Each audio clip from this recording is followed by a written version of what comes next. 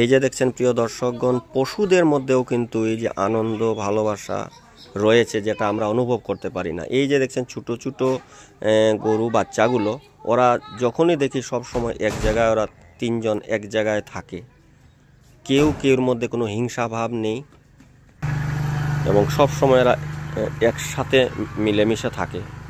কিন্তু এতেই প্রমাণ হয় যে পশুদের মধ্যেও কিন্তু এই যে মিলেমিশে থাকার যে একটা মানসিকতা কিন্তু আছে।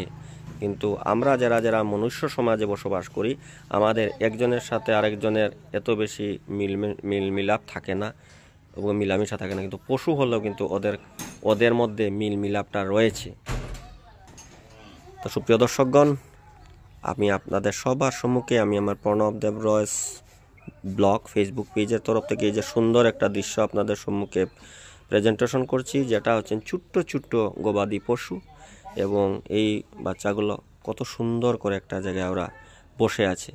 আমি আমি সবসময় লক্ষ্য করেছি, এই তিনটা বাচ্চা যেদিকেই যায় একসাথে যায় এবং যেখানেই গিয়ে বসে একসাথে বসে।